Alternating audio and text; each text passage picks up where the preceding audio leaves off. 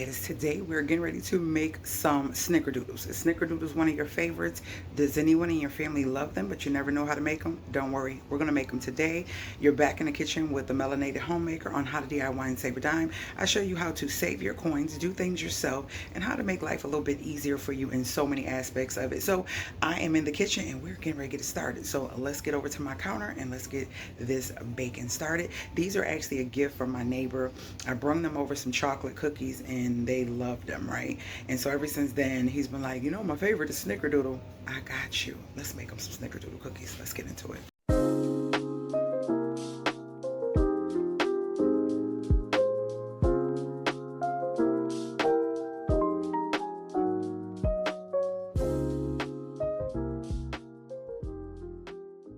Hey my Gators, it is early in the morning, it's about 7 something, and we are getting ready to make some snickerdoodles. I'm making these for my neighbor. This is one of his favorites, and yeah, so I'm gonna surprise him because they do a lot for me, him and his wife.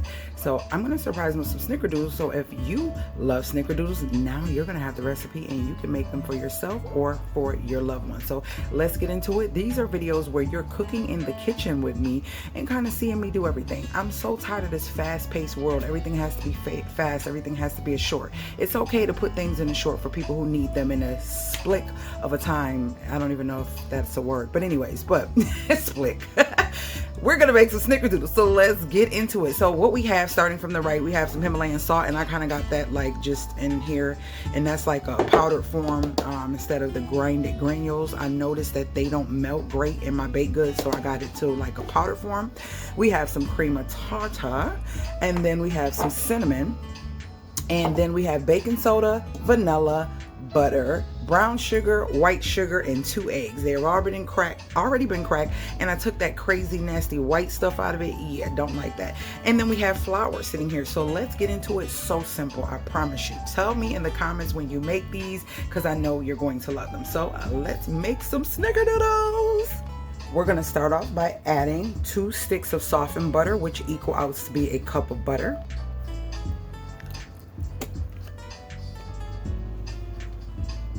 All right, since that's in the bowl, the next you're going to add is 2 teaspoons of vanilla.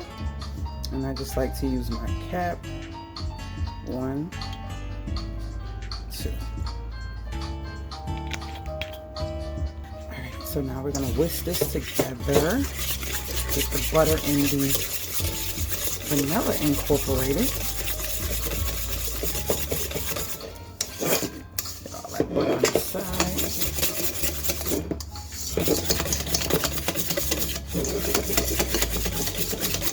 All right, next we're going to be adding 1 cup of white sugar.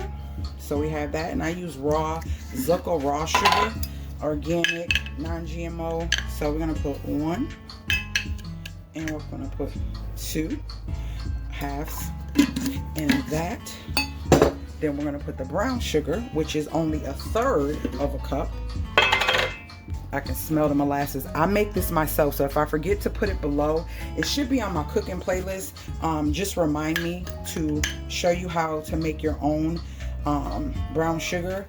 It is so easy and it's so affordable, and you save a lot of money, especially if you use a lot of brown sugar. It's affordable. It's a really great recipe, a nice DIY. All right, I like to clean as I go. So let's put this up and get into mixing this. All right, guys, so let's mix. Get this nice and incorporated.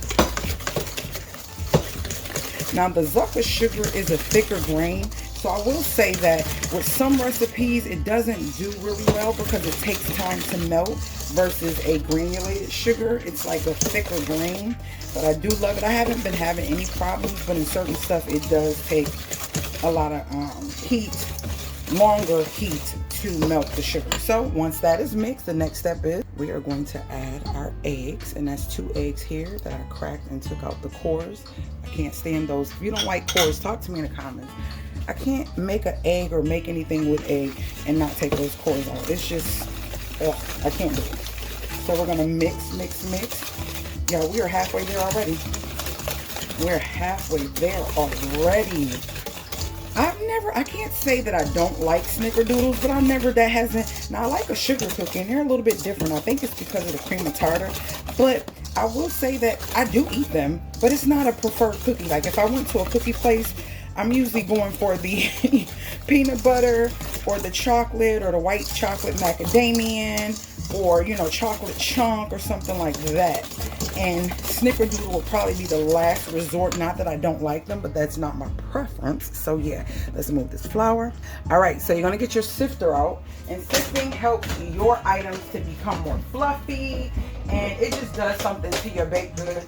So it's good to sift. When they say sift, don't keep that out. You want to keep that in. So let's get into it. All right, so we have 3 cups, and I like to take half of it, put it in, and then add the other stuff. So in between my flour, I'm going to add the salt, the cream of tartar, and my baking soda. All right, so we got a ½ teaspoon of salt. I'm going to put that in. And then we're going to do 2 teaspoons of the baking soda. So I'm going to try to take that lump out.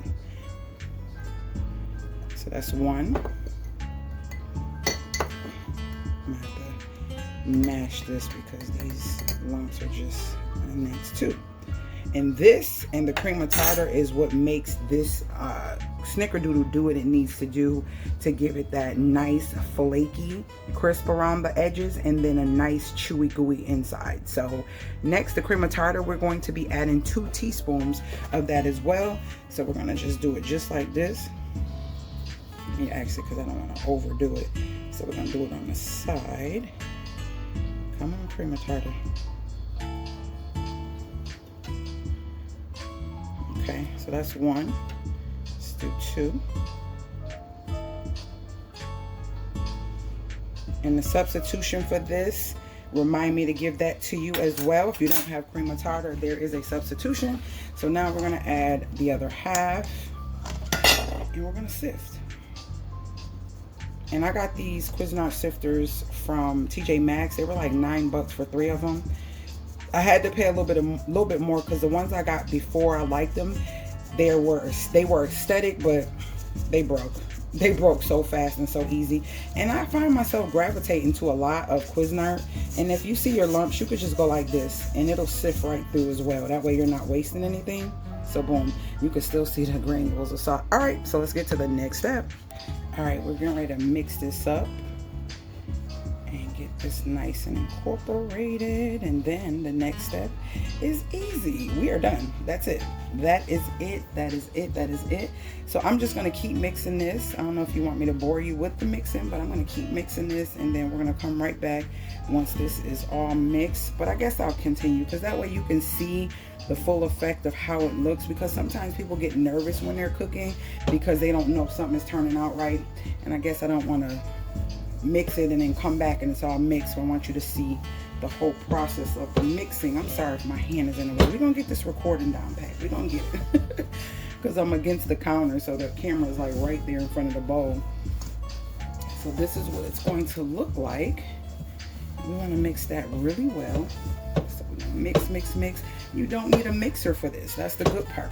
A lot of the stuff I make, I don't really have to put out my mixer. And I just made sweet potato pies last night, and I don't do anything with, well, actually, let me pull back. I do use a different type of mixer for my pies. I will say that. So, but I really don't use my KitchenAid as much, but I know I will when I make more batches of bread, because my family is requesting the sourdough and the sandwich bread, you know. So hold on. All right, so that's how it should look. My music don't want me to be great. So that's how it looks. So you're gonna take it and put it in the refrigerator for 30 minutes covered. I usually just put a plate on top of it, and then we'll be back when it's time to roll and get these bad boys in the oven. They are ready. I had a pie. I made 2 pies, so I always put one in the refrigerator. And let me get that off, and let's get these Snickerdoodles out. Hold on, guys. All right, let's get these Snickerdoodles rolled in some sugar. All right, so you're gonna need a bowl, and you're gonna take your Snickerdoodles, and you're gonna roll them in some cinnamon and sugar. And I would say about, I'll put like maybe a little over 1/4 of a cup, and just, you know, it's a lot of them, so yeah, we're gonna need more than that. All right. Then you're gonna add your cinnamon. You gotta see that cinnamon in those Snickerdoodles. So I would say that's about 2 teaspoons, and this is about a nice 1/2 cup of sugar. And we'll see if that's enough. If not, we'll add more. Now this next step depends on you. How big you want your cookies or how small you want your cookies is up to you. I'm gonna make some nice sized cookies, and you see I got a lot of cinnamon because you want to see that cinnamon on your Snicker Doodle. That cinnamon and the way it bakes in the oven makes a difference. So we have our sugar. Let's put our pan over here and get everything started. I do reuse my parchment paper, so if you see cookie imprints, that is why. So we're gonna grab some, and we're gonna go with about, let's see, that size there. And if I had to measure, it would be about, that way you would know, about 1.5 inches. About 1.5 inches, a little over 1.5 inches. So what you do is you take it, and you are going to nicely, lightly roll it, just 1 coat of this sugar on the actual dough, and then you're going to place it on your cookie sheet. And so we're going to keep doing that, and don't want to put it too close to the edge, I'm sorry, because they're going to spread, they're going to get bigger. So let's keep doing that. I'm going to make a couple more, and then I'm just going to speed through so you can see what it looks like on my pan. And then we're going to place these bad boys in the oven. So I'm going to do a roll with you so you can see it. Just roll it nicely in your cinnamon and sugar. Place them in a width where they can literally not touch one another. If they spread, try to keep them uniform if possible. They're going to do their own thing once they get in the oven, but I'm going to start putting them this way. Put some that way. My neighbor's gonna be so happy about these. Nice 1 coat. Boom. This is gonna make a nice amount of cookies. And I believe, you know, if you don't want to make all these cookies, you can actually refrigerate the dough. You can freeze the dough, or you can just half the recipe if it's too much for you. Okay? You can always do that. All right, 1 more, and then we're gonna speed it up to get these bad boys in the oven. And like I said, this, if you're just jumping on into the video, this is like a cooking with me video. That way you're like in the kitchen. I'm giving you tips and tricks on cooking, making in the kitchen a little bit easier and less anxiety for some, because some people do get anxiety in the kitchen because all the steps can be a little overwhelming for some people. So yeah, I wanna make it easy and make you realize that you can do anything and just take your time, and everything is trial and error when you're learning to cook. Like even my daughters, we on the camera, we do Zooms and do cameras, and I watch them. Like my one daughter was making homemade pasta sauce for spaghetti, and she was so nervous. I was like, it's okay, because I know ways and tricks to revive stuff. If the sauce is too watery or something is too sweet or too salty, it's a way to revive it versus tossing it in the trash. And once you get in the kitchen, you'll learn these things, and these things will become like second nature to you. So yeah, we definitely don't want to have anxiety. We want it to feel like love and feel like you are enjoying what you're doing. So let me continue, and I'll be right back. All right, we are nice and rolled, and I have 1 dozen, so this makes 2 dozen. I still have a nice amount of dough left, so you can have this if you need to. Let's get these bad boys in the oven. My oven is set to 350, and I have a convection oven. Usually it's 375 if you don't have a convection oven, so 375 for about 10 minutes, but I'm gonna do 350 on a convection, and I'm gonna do it for about 15 minutes, and just kind of watch it. It depends on your stove, so it could be anywhere between 10, 12, 15 minutes for me, but let's pop these in. All right, they are in, let them bake. They're already puffing up. So they are done. We're gonna take them out, and we're gonna put them on the cooling rack.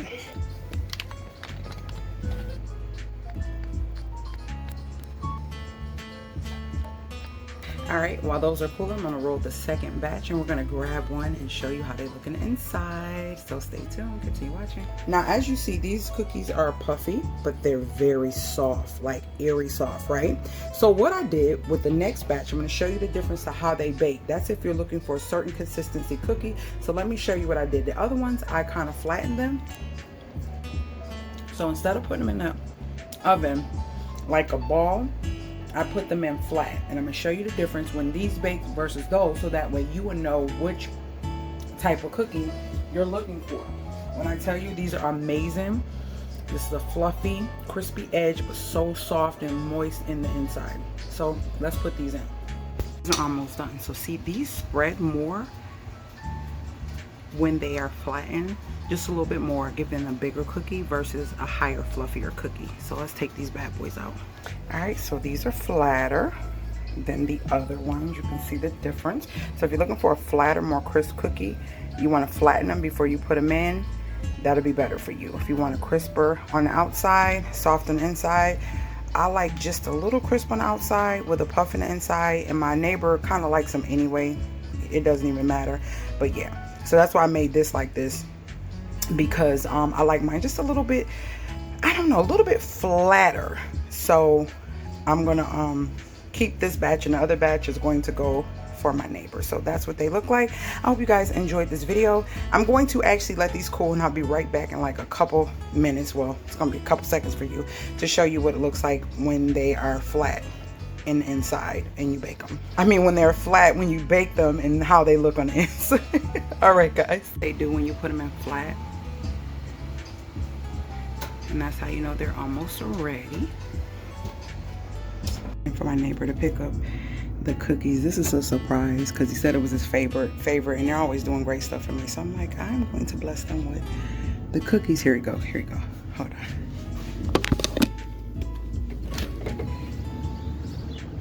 Just made them. Oh, yeah. Yeah, they look like they're warm too. I just made them. I actually have some more, but I couldn't fit them all in there. So once those are cool, I'll just, when I get back, I'll just give those to you too. Oh, okay. Yeah, I'll do that. You sure? 20, you yeah. sure? Okay, because it makes like 24 cookies. So you good? Yeah. All right. Okay. All right. Just I need this once you're done. Okay. You okay? All right. Enjoy. I'll bring it right back. Okay. Okay. All right. Yeah, he was like, oh. Too funny. Too funny. It made 24, and I know they're older, so they don't, so it gave them 12 cookies. He said, oh, that's plenty, because it's a big container. So yeah, this is what I put it in. We went to Kinda Grill, and Kinda Grill has these big bowls. I think I gave him both of the bowls because I don't see the other one. Hold on. I think I forgot to separate them, so he probably have 2 bowls because I don't see the other one, and it was 2 of them in there. So I think I snapped the cookies into 2 bowls with 1 cap. So yeah. Anyways, so these are the 4 doing their thing, and this is my preference, like crispier and then gooey in the inside. So I hope you guys enjoyed this video. If you did, talk to me in the comments. I talk back, and I will see you guys later, Gators. I had to edit this in. I forgot. It's still cool, but let me show you. Let me show you. Ooh, ooh, ooh. But the edges are more crispier than the other cookie. So yeah, that's what we're working with. All right, got errands to run. So talk to me in the comments. I'll talk back. Hope you guys are enjoying cooking in the kitchen with a melanated homemaker. Later, Gators.